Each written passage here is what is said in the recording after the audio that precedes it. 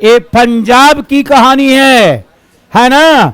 उसने कहा था आनी इसमें एक लड़की है, वो उसी के बात के नाम पर है, उसने कहा था आनी वो लड़की गई थी इसीलिए इसका नाम शीर्षक है उसने कहा था। वो बाद में वो सुबेदारनी थी कहने वाली, जिस समय वो सुबेदारनी की बात है उसने कहा था।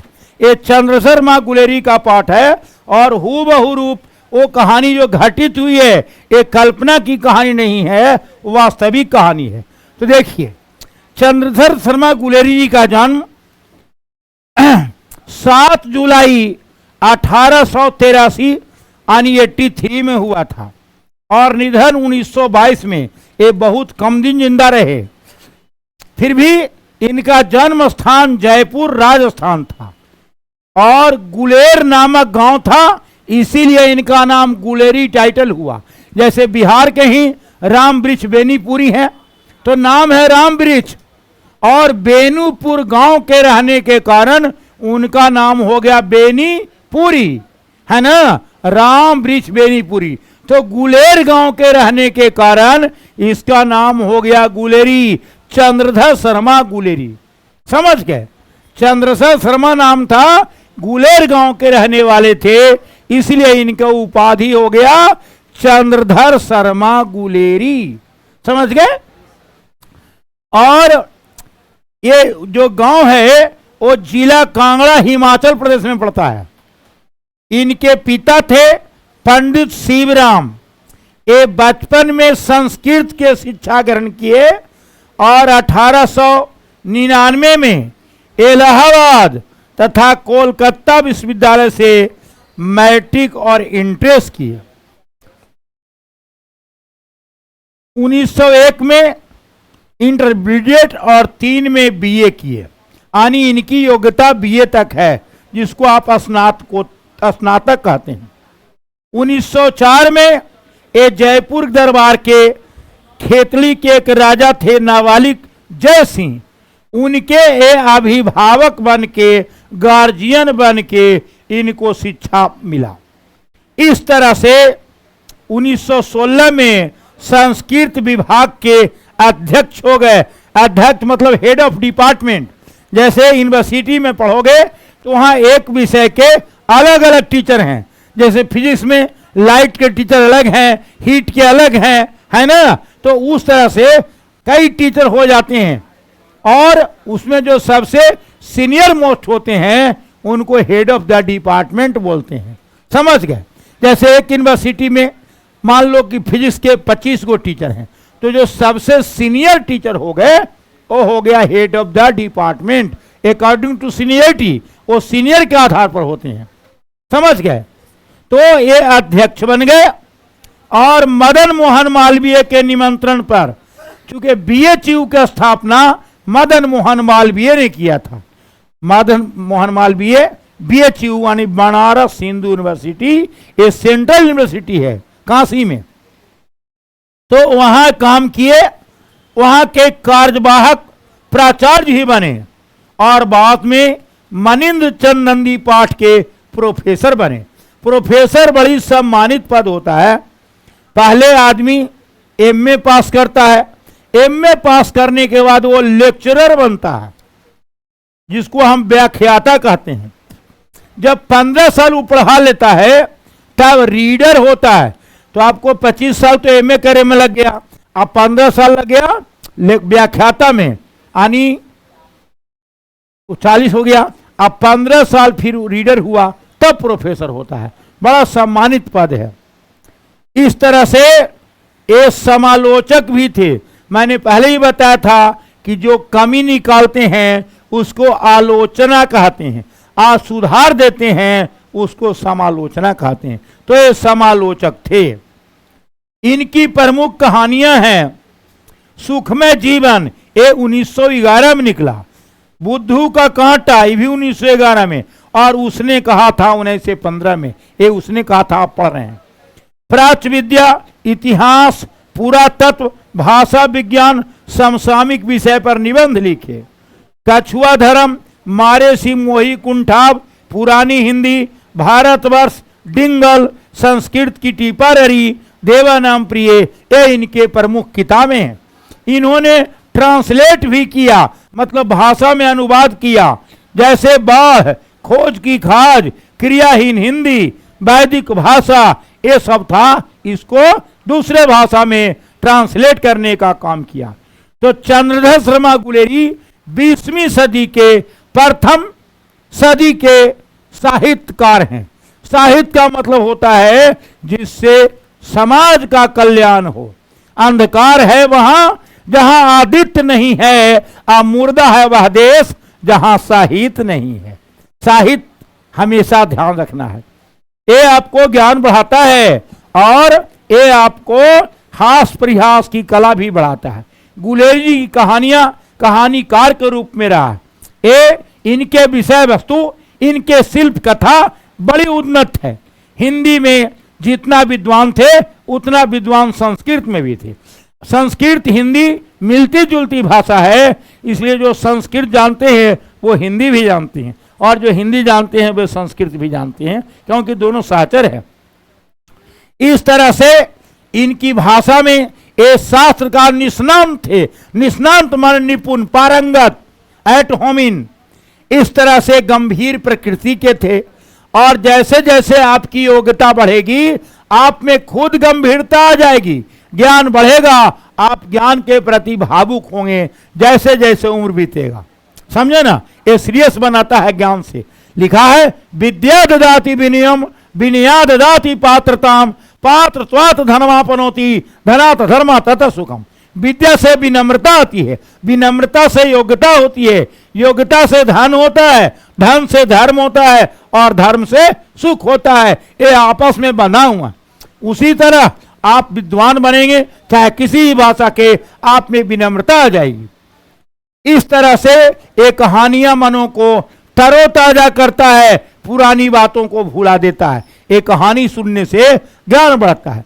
पहले के दादा दादी, नाना नानी, मामा मामी अपने बच्चे को कहानी सुनाते थे और कहानी से ज्ञान बढ़ता था। जैसे पटना के राजा थे सुदर्शन, पाटलिपुत्र के समय में, वो उनका 3 बेटा था, तीनों मूर्खानंद था। बोले कि कैसे काम चलेगा, तब वो पंडित विष्णुदत्त को बुलाए, विष्णु शर्मा आए और पढ़ाना शुरू किया। तो पढ़ने में मन नहीं लगता था, कहानी सुनने में मन लगता था। वो कहानी सुनाए और पशु पक्षी के कहानी सुना सुना करके उनको विद्वान बना दिया। तो पंचतंत्र की कहानी, हितोपदेश की कहानी पढ़ने से ज्ञान बढ़ता था। तो कहानी रोचक भी होता है, अच्छा भी लगता है। इस तरह से उसने कहा था एक कहानी सुनाने लगे। एक कहानी का भाव है, उसने कहा था यह उनकी अमर रचना है। हिंदी कहानी के विकास में ये मील का पत्थर मानी जाती है। यह कालजयी रचना है। कालजयी मतलब अपने काल का सर्वोत्तम कहानी। फिल्म कार बिमल राय ने इस कहानी पर फिल्म भी बनाई है। इस कहानी को कई नाट्य रूपांतर में हुए हैं। ये शुद्ध प्रेम और आध्यात्मिक अनुभूति को वर्णन करते हैं। आध्यात्म कहते हैं ईश्वर के प्रति। ये सांसारिक वस्तु जो है ये भौतिक जगत है, ये नश्वर है, ये अस्थाई नहीं है, लेकिन आध्यात्मिक अस्थाई है। हम लोग रहें या ना रहें, हम लोग के किए गए कर्तव्य जरूर रहेंगे। तुम अच्छा काम करके रहोगे, तुम्हारी कीर्ति रहेगा, भले तुम मर जाओ, हम मर जाएं, लेकिन हमारा किया गया कर्तव्य वो रहेगा मरने के बाद भी, है ना। जैसे एपीजे कलाम मर गए, आज भी उनकी अमर कीर्ति हम लोग कहते हैं। इसलिए कहते हैं हजारों कारवां होगी, हजारों महफिलें होगी, बहारों हमको ढूंढेगी, न जाने हम कहाँ होंगे। यानी हम रहे या न रहे, हमारी बातें तुम्हारे दिमाग में आएगी, अवश्य आएगी। बाद में याद करोगे पांडे सर ऐसा पढ़ाते थे, तो उनकी बातें रहती है। ये हुआ यश और कीर्ति, आदमी चल जाता है लेकिन उसकी यश और कीर्ति सदा याद रहता है। तो ये कहानी बड़ा विचित्र का है। ये बचपना की कहानी है, एक लड़का और एक लड़की की कहानी है। ये लड़का लड़की अमृतसर के थी, अपने घर में नहीं थी, ये दोनों मामा के यहाँ आए थे। संजोग से दुकान से लड़की कुछ वस्तु दही खरीदने गई थी, लड़का भी कुछ खरीदने गया, और दोनों यंग एज की लड़की थी, मतलब कम उम्र के लड़का लड़की। तो आपस में थोड़ा शर्माती भी थी, क्योंकि 12 साल की लड़की थी। आवाज की तरह इतना जमाना डेवलप नहीं था, उस जमाने में लज्जा पड़ता था। आज तो लड़की से कहेंगे तुम विवाह कर दोगे, बोले हाँ करेंगे या न करेंगे, लेकिन पहले के लड़की से पूछता विवाह करोगी, वो कहेगा धत, लजा जाती थी, शर्म आ जाता था। आज वो शर्म नहीं है। हमको खुद शादी 9वीं क्लास में हुआ था, हमको खुद लगता था कि शादी क्यों कर रहा है, शादी का कोई इंटरेस्ट नहीं था, क्योंकि महत्व नहीं समझते थे। अब वही कहानी से शुरू होता। देखिए, एक 12 वर्ष का लड़का है जो अमृतसर के भीड़ बाजार में होता है। उसका नाम था लड़का का लहना सिंह। लहना सिंह, कहानी शुरू यहां से भूल जाओगे। लहना सिंह एक लड़का है जो 12 साल का है और एक लड़की है 8 साल के, है ना। वो लड़का लड़की दोनों दुकान में आते हैं। लड़का लड़की से पूछते हुए छेड़ता है, तेरी कुड़माई हो गई। कुड़माई मतलब विवाह, शादी, मंगनी। पंजाबी भाषा में उसको कुड़माई या मंगनी कहते हैं, है ना।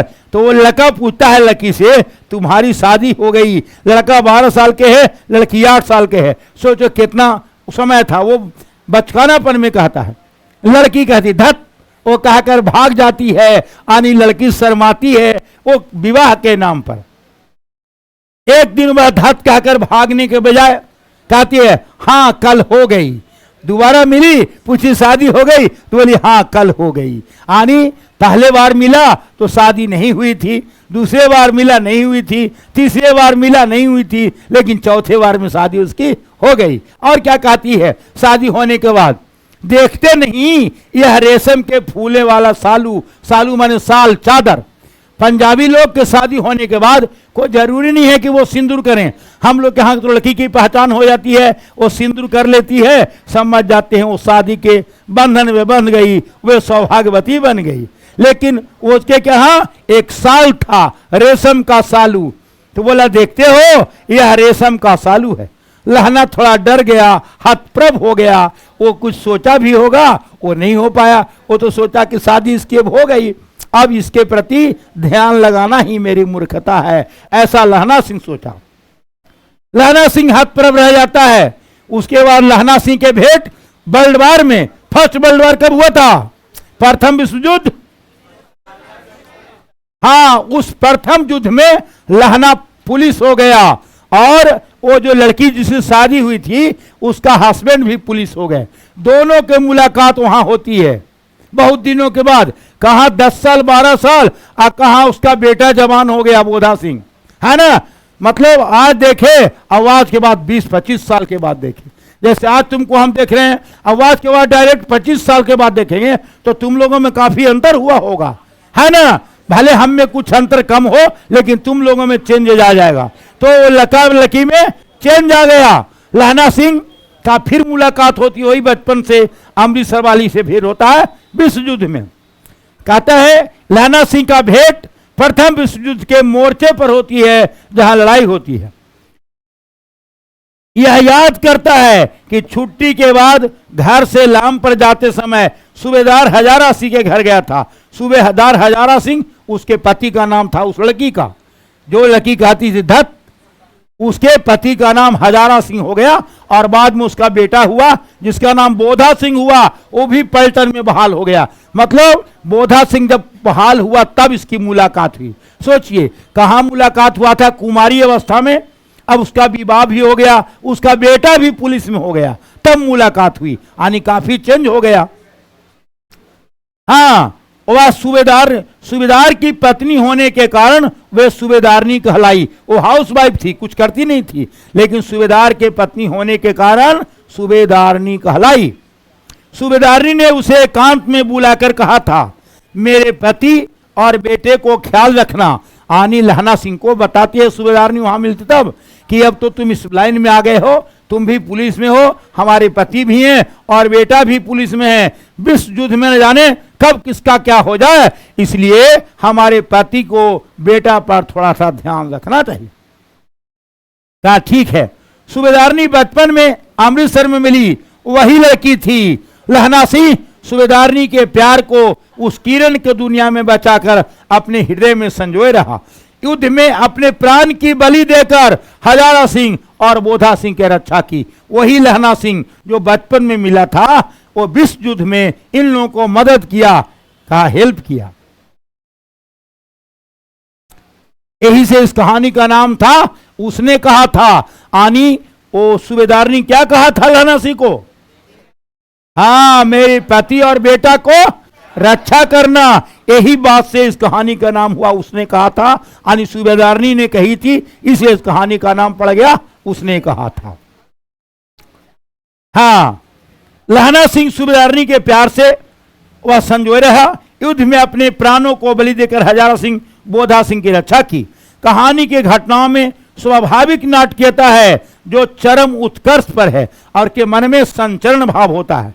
एक गतिशीलता कारण है कि पहले के लोग बात का कितना अमल रखते थे।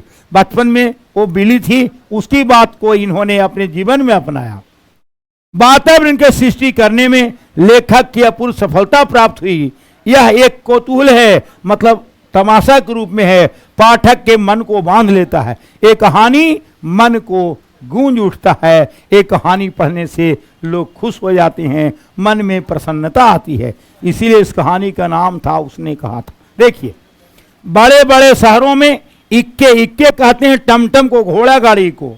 गाड़ी वालों के जवान को कोड़ों से पीठ छिल गई थी। जो इक्का हाँकता है वो सट्टी रखता है ना, उससे मारता है तब वो आगे चलता है ना। मारते मारते वो छिला भी जाता है, और यदि रोड बढ़िया नहीं रहा तो टमटम उलट भी जाता है। बेचारे को कान पक गए। हमारी प्रार्थना है अमृतसर के बम्बू काट वालों की बालों में ये बोली का मरहम लगावें। आनी किसी को घाव हुआ तो मलहम लगाएं। तो बोली में भी एक शालीनता हो। कुछ लकी इतने अच्छे बोलते हैं कि लोग उनके ऊपर प्रभावित होते हैं, और कुछ इतने कटु बोलते हैं कि मन उनसे दुखी हो जाता है ना। तब तो कबीरदास जी ने कहा था कि ऐसी बानी बोलिए मन का आपा खोए, औरन को शीतल करे आपहु शीतल होए। आनी मधुर बानी बोलने से आपका बिना हुआ काम भी बिगड़ जाता है और बिगड़ा हुआ काम भी बन जाता है ना। अगर आप मधुर बोलते हैं हो सकता है आपका काम बन जाए। इसीलिए कहते हैं कि वहां जब बड़े बड़े शहरों की चौड़ी सड़कों पर घोड़े के पीठ को चाबुक से ढूंढते हैं तो इक्के वाले कभी घोड़े के नानी से अपना निकट संबंध हासिल करते हैं। यानी वो कहते हैं घोड़े वाला जो होता है चलाने वाला वो अनपढ़ होता है, वो कुछ से कुछ बोल देता है, अपशब्द ही बोल देता है जो उसको बुरा नहीं लगता। वो भी उसको क्यों? क्योंकि वो पढ़ा लिखा है नहीं, मोटा काम करता है। कहते हैं बिगड़ल बेटा बस में, आप बिगड़ल बेटी नर्स में। यानी जो बस में रहता है यानी ड्राइवर, वो अच्छा लगा नहीं होता है, और जो नर्स का काम करती है वो भी अच्छा। डॉक्टर हैं तो ठीक है, लेकिन नर्स का काम हमारे समाज में अच्छा नहीं माना जाता है, ऐसा लोग कहते हैं। मेरी मानना ऐसा नहीं है, ऐसा समाज की मानना है कि बिगड़ल बेटा बस में, आप बिगड़ल बेटी नर्स में। इस तरह से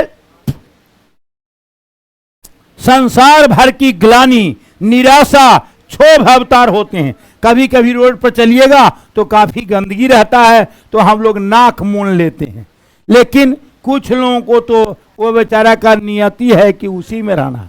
उदाहरण स्वरूप आप चलिए टेम्पो स्टैंड में, बेचारा टेंट में लगा जो भी रहते हैं वो अपने भी रहता है, कुत्ता भी रहता है, सुअर भी रहता है। हम लोग जाते हैं तो नाक मूंद लेते, लेकिन वो कहाँ तक नाक मूंदे, वो तो उसकी नियति है, वहीं रह रहा है। उन लोगों के बारे में सोचोगे तो लगेगा कि वो लगता है कि हम स्वतंत्र भारत में हैं। स्वतंत्र भारत का वो जीवन है, स्वतंत्र भारत का जीवन है। भोजन, वस्त्र, आवास, शिक्षा और स्वास्थ्य मिलना चाहिए सबको, लेकिन वह बेचारा को नहीं मिल पाता है, अधिकार से वंचित है। वो आजादी के इतने दिनों के बाद भी वह बेचारा पशुवत जीवन जी रहा है। तो अमृतसर के बिरादरी वाले जाति वाले लोग तंग चक्करदार गलियों में, तंग माने संकीर्ण कंजस्टेड गली में, एक लड्ढी वाले के यहां ठहरकर सब्र का समुद्र उमड़ा कर बचो खालसा जो, हटो भाई जी ठहरना भाई। यानी इतना पतला रास्ता था कि उसमें कहीं भी नाला में गिर सकता है।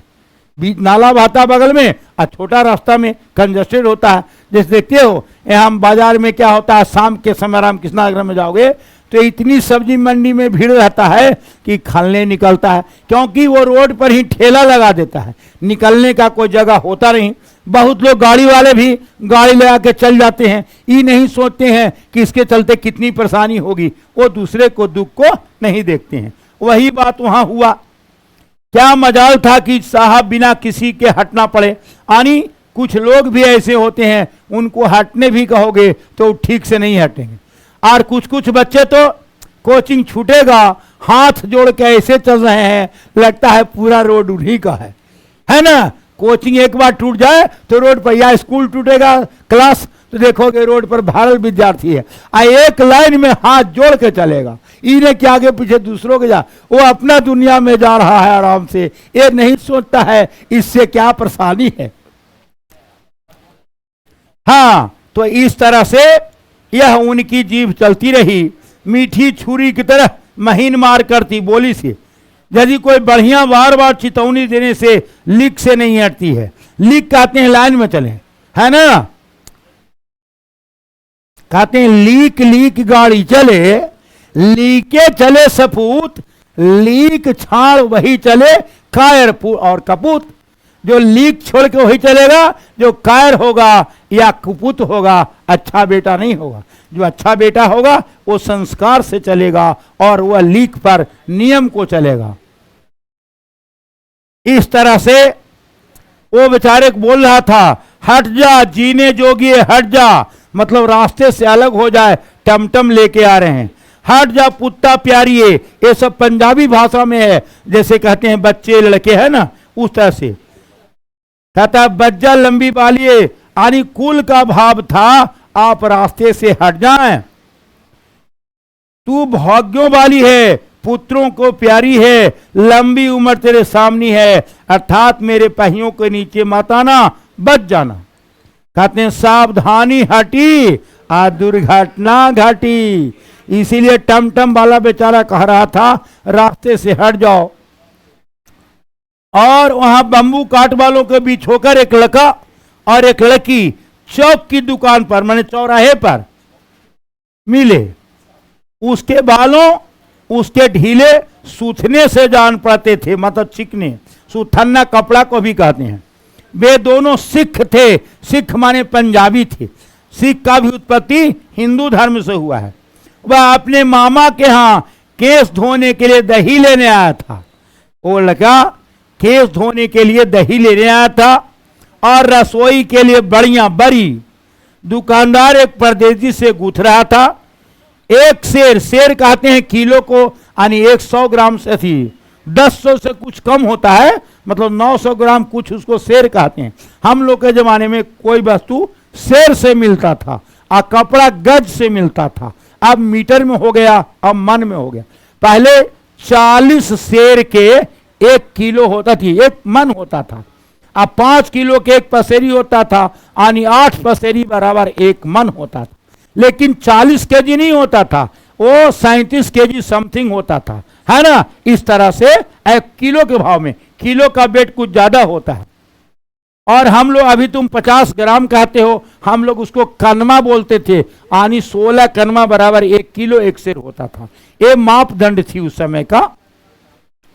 हाँ, तो लड़का लड़की दोनों सिक्के थे और दोनों आए थे। अब देखिए, वो दुकान में वह पापड़ के गड्डी को गिने हटाता है, पूछता है तेरे घर कहाँ है? कहता है मगरे में। तब पूछता है तेरे? तो मांझे में, यानी एक का घर है मगरे और एक का है मांझे। बीच में मांझे में कहाँ रहती हो, है ना। अब पूछ रहा है कि तुम मांझे में कहाँ रहती हो, यानी लड़की मांझे की थी और लड़का मगरे का। तो पूछता है अंतर सिंह के बैठक में रहते हैं, वे मेरे मामा हैं, यानी लड़की के मामा का नाम था अंतर सिंह, उन्हीं के घर में वो रहते हैं। मैं भी मामा के यहाँ रहता हूँ, उनका घर गुरु बाजार में है, लड़का कहता है। इतने में दुकानदार से सौदा लेके निपट गया। सौदा लेके दोनों साथ साथ चले, माने सौदा लेके दोनों रास्ता से निकल गए।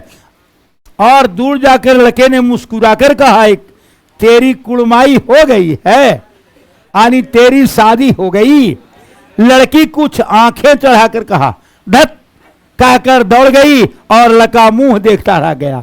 धत कह के लड़की भाग गई और लड़का उसको निहारते रह गया लड़की को।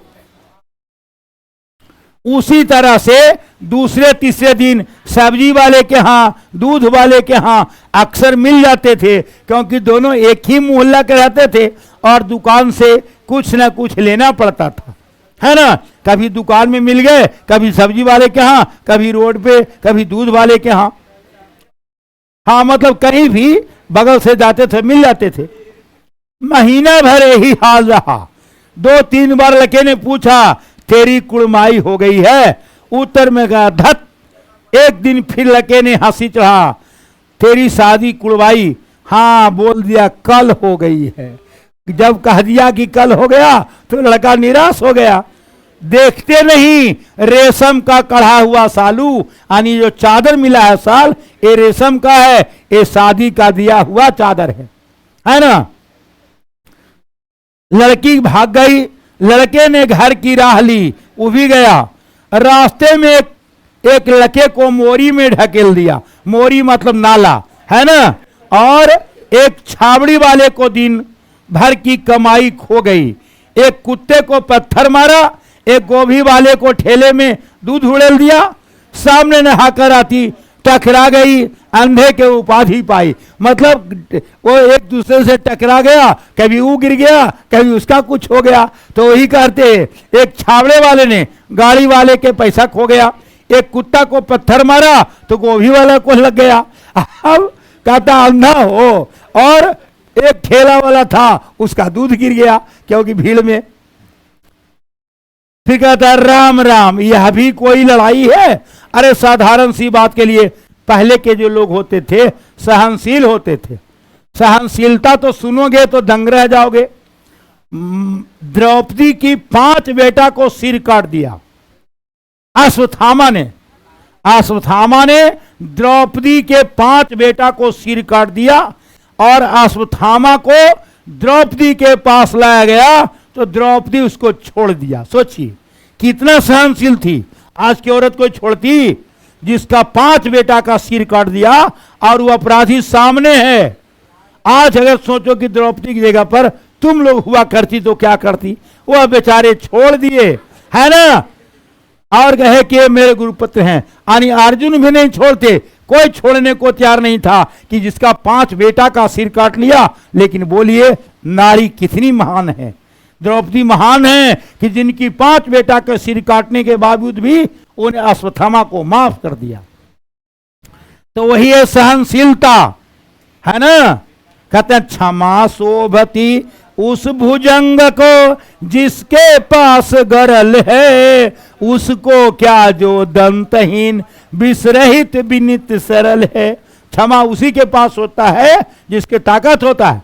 3 दिवस तक पंथ मांगते रघुपति सिंधु किनारे, आ बैठे पढ़ते रहे छंद अनुनय के प्यारे प्यारे। उत्तर में जब एक नाद भी उठा नहीं सागर से, उठी धद राम की अधक पौरुष आग राम के सर से। सिंधु देह धर त्राही त्राही सर गिरा चरण में, चरण पूजता हूं बंधन के बंधन मूढ़ बंधन में। आनी क्षमा करने वाला बड़ा परोपकारी होता है, बड़ा सहनशील होता है। क्षमा सबके पास नहीं है। इस तरह से लुधियाने से 10 गुना ज्यादा वहां पड़ रहा था। बरस रहे थे में, अर्थात वहां कीचड़ में इतने पानी बरस रहे थे कि रास्ता पर से चलना मुश्किल होता था। और ठंडा के दिन में वर्षा पड़ने से क्या होता है, जाड़ा बढ़ जाता है। और लुधियाना पंजाब में है, वो आपको जम्मू कश्मीर के नजदीक है। इसे जितना उत्तर में जाइएगा उतना ठंडा बढ़ेगा, और जितना दक्षिण में जाइएगा वहां गर्मी बढ़ेगा। जैसे चेन्नई में, बंगलोर में ठंडा नहीं पड़ता है। चेन्नई में रहिएगा तो गोरा आदमी भी सांवला हो जाएगा, और सांवला आदमी जम्मू कश्मीर रहेगा तो गोरा हो जाएगा। ये समय का प्रभाव है, क्योंकि Kashmir is paradise of India. Kashmir Bharat का स्वर्ग है। सचमुच कश्मीर जाओगे, वहां के बनावट इतना अच्छा है, आने का मन नहीं करता है। कश्मीर में गया हूं, सचमुच वहां के प्राकृतिक सौंदर्य बहुत अच्छा है। कहा तो दिए कि जो सांवला व्यक्ति है अगर 1 साल वहां रहेगा तो उस सांवला भी गोरा में बदल जाएगा। ये वातावरण का देन है। इसीलिए भारत की विशेषता है अनेकता के बीच एकता। भारत देश ही इतना सुंदर है। तब तो सुमित्रा नंदन पंत जी ने कहा कि जय जन भारत जन मन अभिमत, जय गणतंत्र विधाता, गौरव भाल हिमाचल उज्जवल, हृदय हार गंगा जल, कटि विंध्याचल सिंधु चरण तल, महिमा शाश्वत गाता, हरे खेत लहरे नद निर्झर, जीवन शोभा उर्वर, विश्वकर्म रथ कोटि बाहुकर, अगणित पद ध्रुव पथ पर, प्रथम सभ्यता ज्ञाता, साम ध्वनित गुण गाता, जय नव मानवता निर्माता, सत्य अहिंसा दाता, जय हे शांति अधिष्ठाता, जय गणतंत्र विधाता। यानी हमारा देश अनेकता के बीच एकता है। पूरे विश्व में अगर सबसे कोई सुंदर देश है तो भारत देश है। इसलिए हम लोग भारत माता कहते हैं। जापान माता, भूटान माता, चीन माता कोई नहीं कहता है। तो हमारा देश भारत है और इसको हम संबोधित करते हैं। भा माने धर्म, अरत माने लीन। जो अपने धर्म में लीन रहता है वही भारतीय कहलाता है। जैसे तुम विद्यार्थी हो, तुम्हारा कर्तव्य है पढ़ना, ये तुम्हारा धर्म है।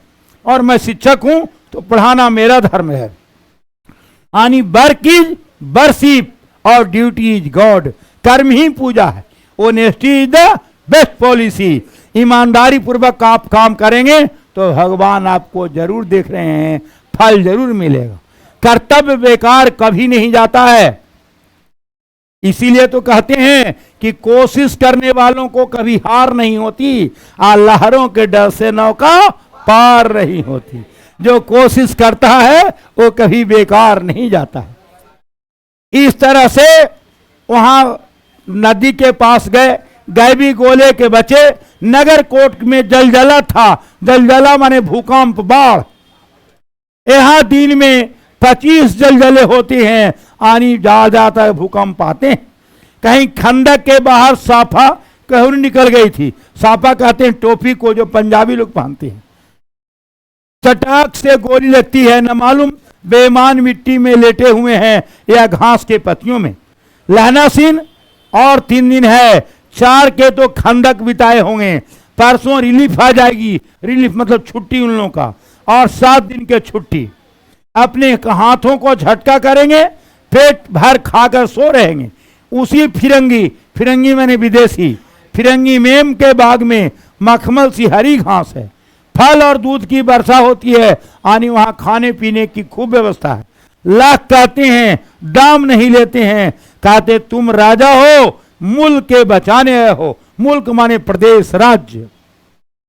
4 दिन तक पलक नहीं झेपी। आनी युद्ध करते करते लहना सिंह कंटिन्यूअस लड़ाई करता था। सोने के कोई टाइम नहीं मिला। कहते बिना फेरे घोड़ा बिगड़ता है और बिना लड़े सिपाही बिगड़ता है। सिपाही को रोज लड़ना पड़ता है और घोड़ा को रोज फेरना पड़ता है। घोड़ा सवारी करते हो तो उसको रोज चढ़ो, नहीं तो घोड़ा बर्बाद हो जाता है। कहते हैं धान पान नित्य स्नान। धान को और पान को रोज पानी में देना पड़ता है, तब वो अच्छा बनता है। इस तरह से 7 जर्मनों को अकेला मार गया। जर्मन मतलब जर्मन देश के पुलिस। मार कर नहीं लौटूं तो मुझे दरबार साहब की दहली पर मत्था टेकना नसीब नहीं होगा। पाजी कहां का? पाजी मने शैतान। कल के घोड़े संगीन देखते हैं और मुंह फाड़ देते हैं, पैर पकड़ने लगते हैं। 30-30 मन का गोला फेंकते हैं। उन लोग जो सिपाही होता है, सैनिक, वो मजबूत होता है, गोला फेलने की आदत रहता है। उस दिन धावा किया, माने चढ़ाई किया। 4 मील तक एक जर्मन नहीं छोड़ा था। पीछे जंगल से हटकर कमान दिया। नहीं तो सीधे बर्लिन पहुंच जाते, क्योंकि विश्व युद्ध था, किस किस देश से लड़ाई हो रही थी। क्या क्यों सूबेदार हजारा सिंह ने मुस्कुराया? लड़ाई के मामले में जमादार या नायक चलाए नहीं चलते, ये पद का नाम है। पुलिस में प्रमोशन होता है तो नायक भी बनता है, जमादार भी बनता है। बड़े अफसर दूर की सोचते हैं, 300 मील की सामना एक तरफ बढ़ गए। सूबेदार जी कहते हैं, सच है ललना सिंह, क्या करें, हड्डियों में तो दाढ़ा धंस गया, मतलब इतना ठंडा पड़ रहा है कि हड्डी में भी ठंडा लग रहा है, और सूरज निकलता ही नहीं है। जाड़ा के दिन में देखोगे कभी कभी सूरज दिखाई नहीं पड़ते हैं, और दोनों तरफ खाई हैं, इसलिए और ठंडी पड़ती है। जाड़ा के दिन में नदी के पास रहोगे तो ठंडी बढ़ जाएगी, और गर्मी के दिन में रहोगे नदी के पास तो शीतलता आ जाएगी। दोनों तरफ चंबे की बालियां हैं, यानी नाले हैं, ढावा हो जाए तो गर्मी आ जाएगी, दौड़ने में गर्मी आती है। जाड़ा के दिन में भी तुम खूब काम करोगे या आयरन करते रहो कपड़ा के, देखो गर्मी आ जाएगा, खाना बनाओगे, कपड़ा खींचोगे, गर्मी आ जाएगा। जाड़ा में भी काम करने से गर्मी आता है। शरीर को जितना काम करोगे उतना शरीर स्ट्रांग होगा, और जितना कम काम करोगे उतना शरीर कमजोर होगा, है ना। जैसे विद्या जितना बांटो उतना बढ़ेगा, और जितना जमा करो उतना घट जाएगा।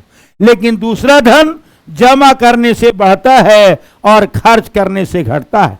लेकिन विद्या सरस्वती का ऐसा खजाना है कि ये जितना बांटिए उतने बढ़ेगा। न भाई में बंटवारा होगा, न चोर छीनेगा, और न विद्या रखने के लिए तुमको गोदरेज खरीदना पड़ेगा। यही दिमाग में रहेगा, जहां जाओगे तुम्हारे साथ रहेगा। इसीलिए विद्या धन सर्वोत्तम धन है, सबसे उत्तम धन है। विद्या सबसे उत्तम धन है। उद्यमी उठो सिगड़ी, सिगड़ी मतलब बोरसी, बोरसी समझते हैं, आग जलाने के लिए रहता, उसको बोरसी कहते हैं, पंजाबी में सिगड़ी कहते हैं। सिगड़ी में कोले डाल बने, बजीरा तुम 4 जन बाल्टियां लेकर खाई के पानी बाहर फेंको। महासी शाम हो गई, खाई के दरवाजे का पहरा बदल दे। या कहते हुए सूबेदार सारी खंडक में चक्कर लगाने लगे, घूमने लगे। बजीरा सिंह पलटन का विदूषक था, मतलब नाटक था लेकिन हंसमुख था। विदूषक मतलब हंसमुख। जैसे देखते हो कभी कभी जो ड्रामा नाटक होता है तो एक जोकर रहता है, उसका एक्टिविटी कुछ ऐसा रहता है कि लोग देख के हंसने लगते हैं, है ना। उसका एक्टिविटी को उसे विदूषक कहते हैं। बाल्टी में गंदाला पानी लेकर खाई की ओर फेंकता है। बोला मैं पाधा बन गया हूं, जर्मनी के वासा का तर्पण कर रहा हूं। पहले मरने के बाद जो पिंड जी है उसे तर्पण कहते हैं।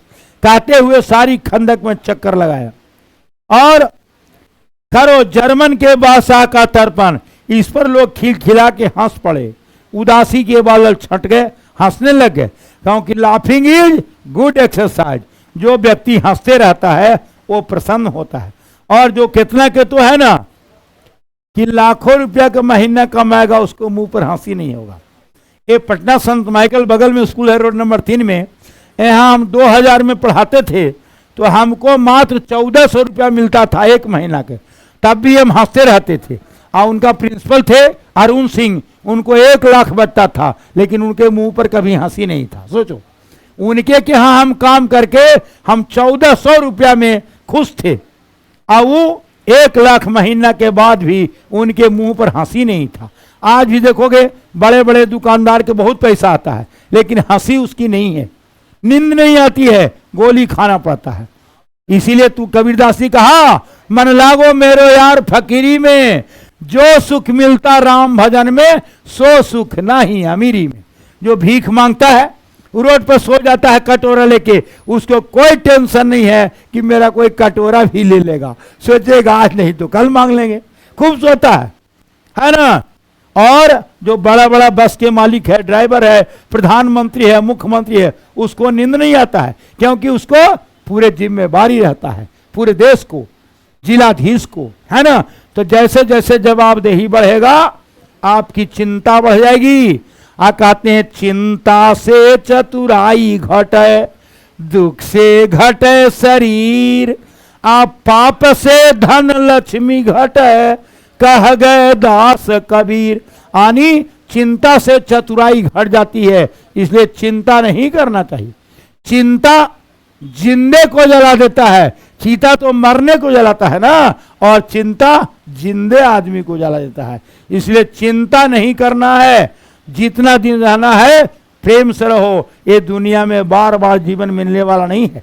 कहते हैं राम के भजन कर लो न तो पछताओगे, मनुष्य जन्म बार बार नहीं पाओगे। ये मानव जीवन बड़ा दुर्लभ है, बार बार नहीं मिलेगा, इसको यूं ही मत गवा दीजिए, इसका सदुपयोग में लगाइए। इस तरह से लहना सिंह दूसरी बाल्टी भरकर लाता है और अपने बाड़ी के खरबूजों में पानी देता है। खरबूजा खाने वाला होता है ना, तो उसी तरह के पौधे को पटाया करते हैं। देश सिंह क्या, स्वर्ग में भी मैं लड़ाई के बाद सरकार से 10 गुना जमीन मांग लूंगा और फलों के बूटे लगाऊंगा। यानी फल लगाएंगे, वहां भी जाओगे तो अभी भी लोग अपने कमरे के बगल में रखते हैं और साग सब्जी खूब उगाते हैं। हम लोग भी गांव में थे, साग सब्जी उगा लेते थे, है ना। एक कुछ लोगों का नेचर होता है क्वार्टर के बगल में। उसी तरह लाड़ी होरा के यहाँ बुला लाओ, दूध पिलाने वाली फिरंगी, चुप करो, वह उन लोगों को शर्म करो। देश देश की चाल है, यानी हर देश का अलग अलग कल्चर है खाने पीने रहने सहने का। पंजाबी लोग अभी भी एक एक डब्बू घी डालते हैं दाल में, मतलब दाल खा रहे हैं तो 100 ग्राम खाली घी दाल में।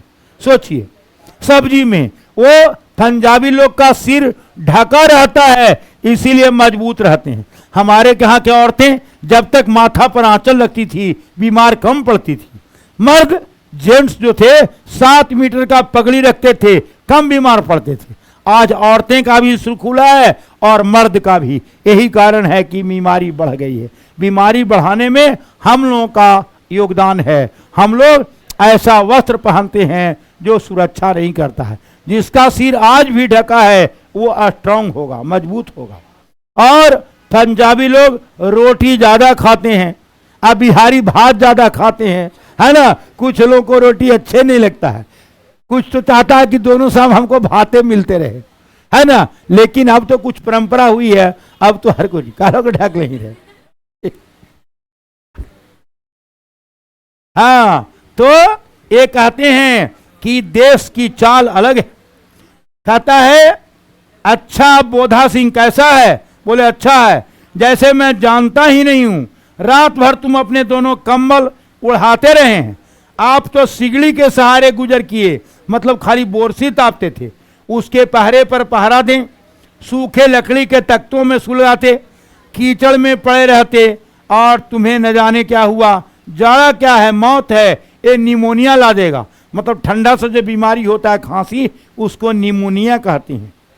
कहते हैं गुरुजी पड़ जाए बीमार, इस बार विनती करता हूँ, गुरुजी के हो जाए निमोनिया, हम बजावे हारमोनिया। गुरुजी पड़ जाए बीमार, इस बार विनती करता हूँ।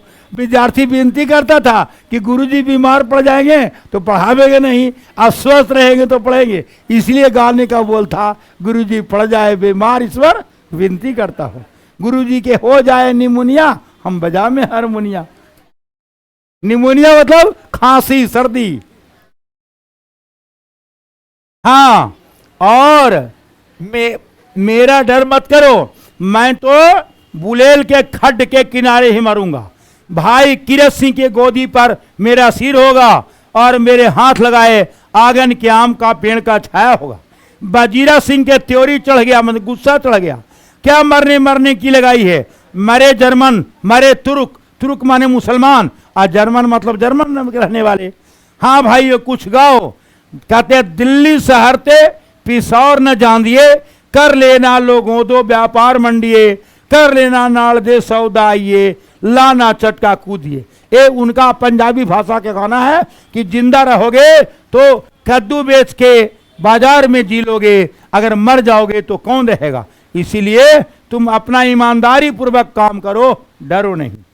दिल्ली शहर से पेशावर है यहाँ पाकिस्तान में, मंडी माने बाजार में व्यापार लोग करते हैं। अरे नाड़े का सौदा कर लेना, अब कद्दू चखना। कुछ लोग होलसेल में बेचते हैं, कुछ रिटेल में बेचते हैं। इस तरह से कौन जानता है, दाढ़ियों वाले घरवार सिख होते हैं जो लुच्चे का गीत गाते हैं। लुच्चे माने झूठा। सारी खंदक गीत गूंज उठी, मानो 4 दिन से सोते और मौज करते हो। इस तरह से दोपहर रात गई, मतलब आधी रात बीत गई, अंधेरे हुआ, सन्नाटा छाया। बोधा सिंह खाली बिस्किटों को 3 दिनों से अपने दोनों कंबल बिछाकर लैना सिंह के 2 कंबल और बरान कोट ओढ़कर सो गया। लैना सिंह पर खड़ा रहा, एक आंख खाई की तरफ। बोधा सिंह के दुबले शरीर था। बोधा सिंह करा रहा था क्योंकि लड़ाई में उसे चोट लगी थी। क्यों बोधा भाई, क्या हुआ, पानी पिला दो। लैना सिंह ने कटोरा उठाया, उसके मुंह में ला पूछा, कहो कैसे हो। पानी बोधा, कपनी छूट रही है, मतलब बहुत ठंडी लग रही है, रोम रोम में जाड़ा लग रहा है, दांत कटकटा रहे हैं। अच्छा मेरी जर्सी पहन लो। लैना सिंह अपना जर्सी दे देता है। और तुम, कहा मैं तो सिगड़ी से गर्मी लूंगा, मुझे पसीना आ जाएगा। ना मैं नहीं पहनता हूं, 4 दिन से तुम भी युद्ध कर रहे हो। लेकिन लैना सिंह कैसा है, वो अपना जर्सी उतार के बोधा सिंह को देता है।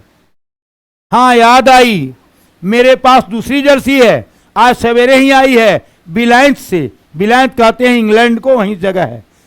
गुरु उनका भला करें, मैंने अच्छा करें कि दिए हैं, क्यों कहकर रहना अपना कोट उतार कर देने लगता है। सच कहते और नहीं कहकर नहीं, बोधा सिंह जबरदस्ती जहरी पहना देता है जर्सी। खाकी कोट जीन का कुर्ता पहनकर पड़े रहता है। मेम की जर्सी की कथा केवल कथा है। आधा घंटा बीत गया और खाई के मुंह से आवाज आई, सूबेदार हजारा सिंह। कौन, लेफ्टिनेंट साहब। बोलते हुकुम हुजूर बोलिए। कहकर सूबेदार तनकर फौजी को सलाम किया। देखो इस पर धावा बोलना है। मील भर के दूरी पर एक जर्मन की खाई है, यानी जर्मन के लोग वहां युद्ध कर रहे हैं। उसमें 50 के ज्यादा जर्मन नहीं है, माने 50 से ज्यादा नहीं है, ज्यादा मतलब ज्यादा।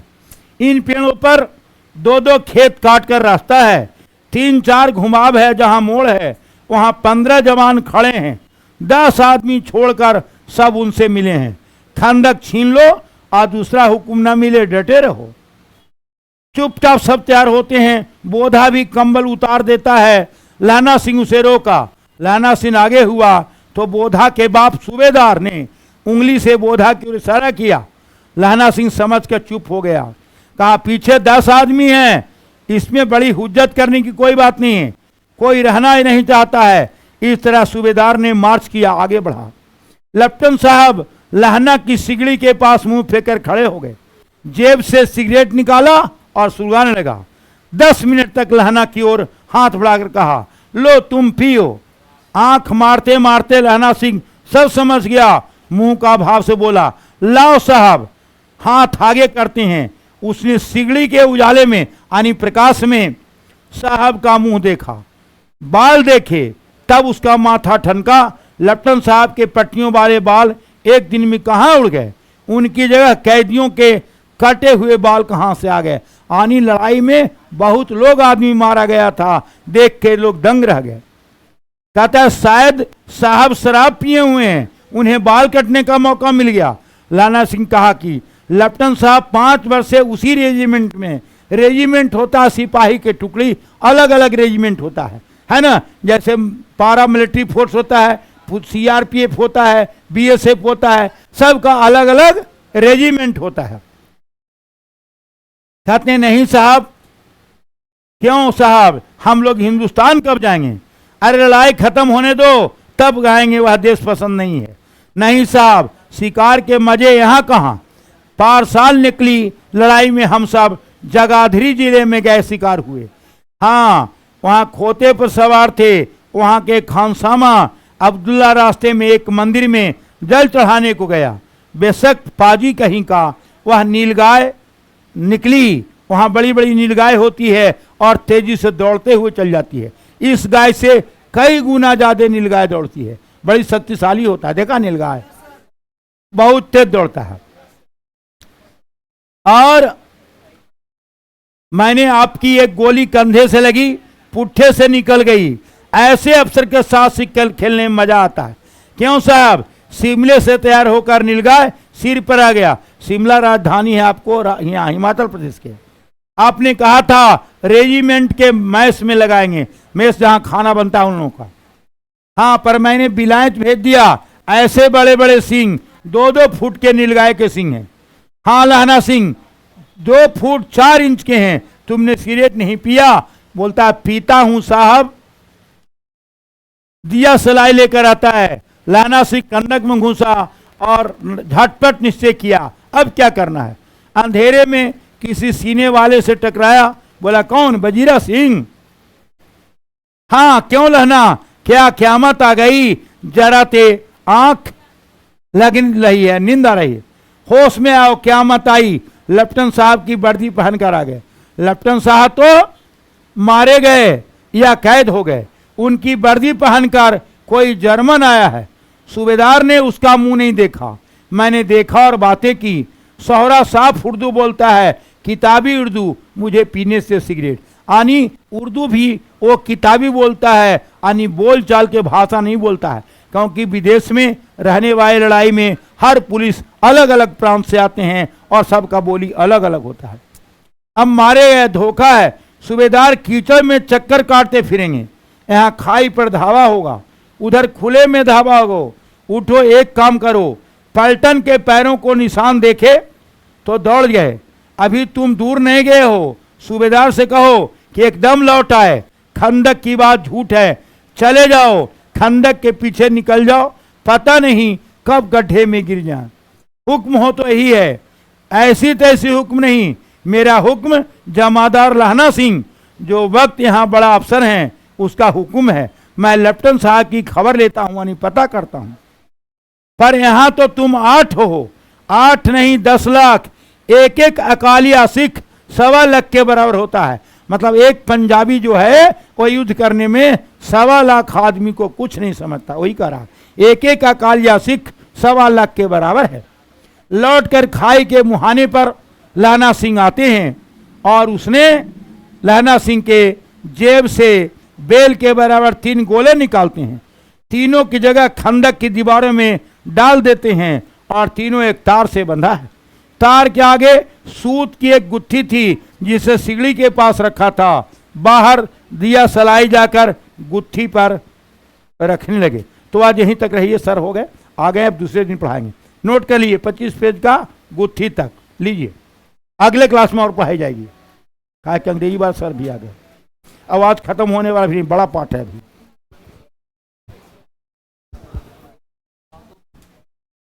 ध्यान से तुम लोग पढ़ लेना इसको, है ना, तो समझ में आ जाएगा आसानी से।